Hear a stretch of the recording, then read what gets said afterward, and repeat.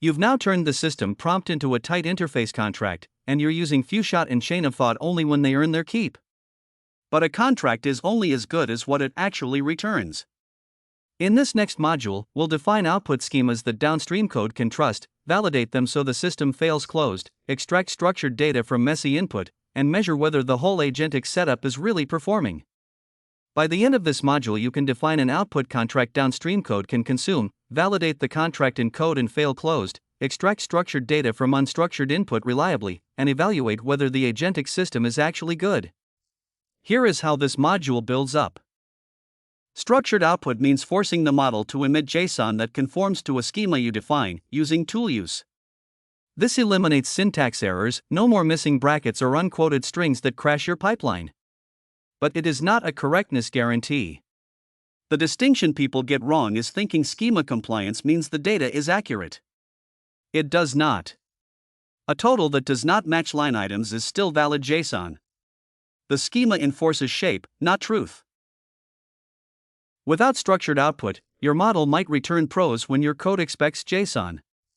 The parser crashes, the pipeline stops, and you are debugging it to a .m.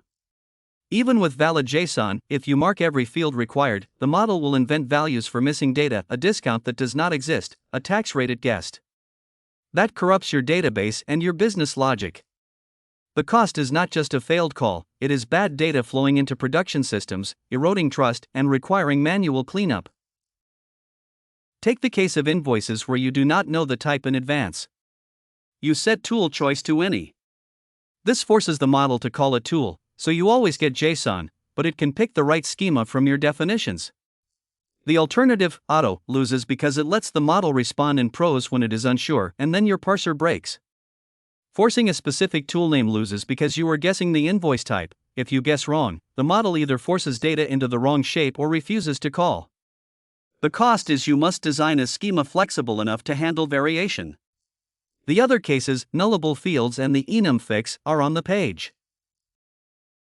The durable rule is this: when the document type is unknown, use tool choice any. It forces structure without presuming the schema. Reject auto because it allows prose, which breaks the contract you are paying for with structured output. Reject a forced named tool because it presumes knowledge you do not have. For fields, never mark something required if the source may be silent, that is an invitation to fabricate. And for enums, always include an other value with a detail string. Removing the enum discards the contract entirely. A longer enum never finishes because the real world always adds new categories. On the exam, expect a scenario where you are extracting from documents of unknown type. You will be asked to choose a tool choice setting and explain why the other two fail. The common distractor is marking every field required so nothing is missing. It feels safe, but the correct answer recognizes that required fields cause fabrication. This is testcraft. They want to see you understand the trade-off, not just the setting name. Retry with error feedback means the follow-up request carries the original document, the failed extraction, and the specific validation errors. It gives the model something concrete to correct against. This fixes format and structural errors reliably.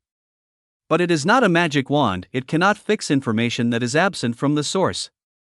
That distinction is what someone gets wrong when they assume the model can infer missing fields. Without this technique, a retry is just re-rolling the dice. The model has no idea what went wrong. In production, that leads to loops that either waste budget or, worse, fabricate values that pass validation. A fabricated value in a financial document or a medical record is a compliance failure. The cost is not just money, it is trust. By carrying the exact errors and knowing what is retryable, you stop the loop before it starts and surface real conflicts. Take the malformed date case. Your extraction returned a date the schema rejected. You assemble the retry payload, the original document, the failed extraction, and the error message saying date field does not match ISO 8601. The model sees exactly what to fix and reformats it. Now consider the absent field, a value that exists only in a document you did not supply. You classify that as not retryable. No payload will help. You stop and flag it. The alternative of looping on it loses because it burns budget and risks a hallucinated value. The other cases are on the page, but this one teaches the boundary. The durable rule is, always include the specific validation errors in a retry. Try again more carefully is not a technique, it is a wish. Separate retryable failures from non-retryable ones. Absent information is a hard stop, no number of attempts creates it. And for semantic conflicts like a total that disagrees with line items, extract both values and carry a conflict flag. Rejecting a routing classifier that bypasses language understanding is not just trivia, it loses because you are paying for comprehension and then ignoring it. In the exam, expect a scenario where a document is genuinely missing a required field. The distractor is to retry with better prompting. The correct answer is to stop and flag it. Retrying burns budget for nothing.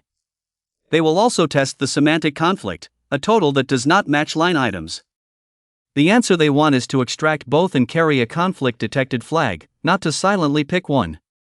This is testcraft. They are checking if you know the boundary of the technique. This is extraction that handles real-world structural variety by teaching the model what to expect. It is not about rejecting messy documents or forcing them into one shape before the call. The distinction someone could get wrong is thinking the schema alone is enough. It is not, because the schema constrains the output shape, not the structural messiness of the input. Without this, about a fifth of your documents return empty required fields. That is not a small edge case, it is a systematic failure on structurally different inputs. In production, that means downstream systems receive incomplete data, dashboards show gaps, and decisions are made on partial information. The cost is trust in the pipeline, and the fix is a handful of examples, not a rewrite. Take the case of dates arriving in 4 formats. You write a prompt that includes few-shot examples showing each format, and you state the normalization rule right there. Convert all dates to YYYMMDD, and if a date is ambiguous, flag it, do not guess. The alternative is to pre-process the dates into one format before the call, but that is an extra pipeline stage and it still does not teach the model to handle variety on its own. The few-shot approach wins because it keeps the fix in the prompt, or it is cheap to maintain.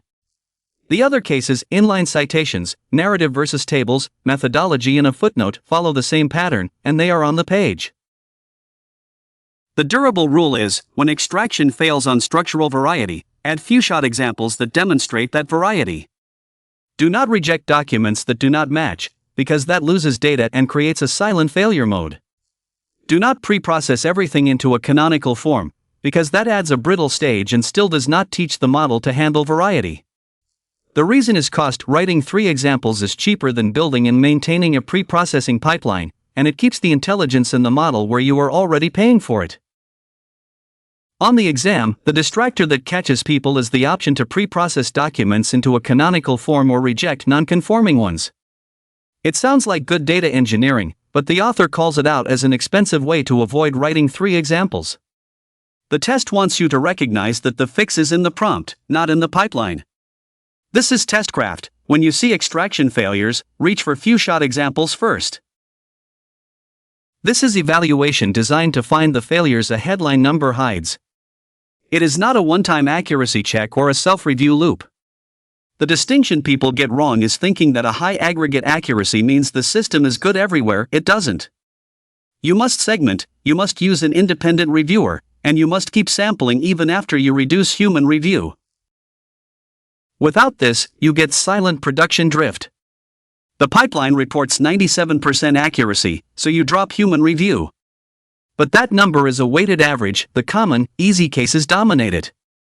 A rare document type with a 60% failure rate keeps failing, and nobody sees it. Self-review makes it worse. The model retains the reasoning that produced the output and defends it rather than interrogating it. And once review is gone, you have no way to catch novel patterns as inputs change. The cost is errors accumulating in production until a downstream system breaks, and by then, you've lost trust in the whole pipeline. Take the drill. Your extraction pipeline reports 97% accuracy and someone proposes dropping human review. First, you segment that 97% by document type and by field. You might find invoices are at 99% but contracts are at 60%, the headline hid that. Second, you assign an independent Claude instance to review the generated output, crucially, without the generation transcript.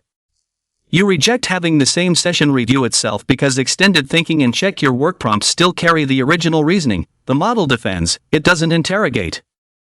Third, you design stratified random sampling of the now unreviewed population, continuously, to measure the error rate you've stopped seeing and to catch novel patterns as inputs drift. The other cases, like using confidence scores to route review, are on the page, but the lesson is the same: calibrate before you trust. The durable rule: never trust a headline accuracy number. Segment it. Never let a model review its own output. Use an independent instance without the generation transcript. When you reduce human review, replace it with continuous stratified random sampling of the now unreviewed population. And if you want to use confidence scores to route review, calibrate them against a labeled validation set first. Rejecting raw confidence routing isn't about the score being useless, it's about it being unreliable for precision filtering until you've proven it works on your data. On the exam, expect a scenario exactly like the drill: a pipeline with high headline accuracy and a proposal to drop human review.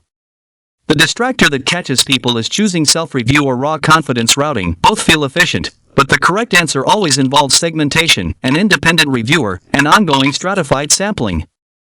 This is testcraft. The exam is checking whether you know that a model reviewing its own output retains the reasoning that produced it, and that an aggregate number hides its worst segment. Let's lock in the key takeaways. First, a schema only ensures syntax, not that the numbers actually add up. Second, retrying validation on missing data can burn cache or invent facts. Third, rejecting or rewriting non-conforming documents is expensive. And finally, never trust a model's own confidence score for routing review. These distinctions will save you real time and money.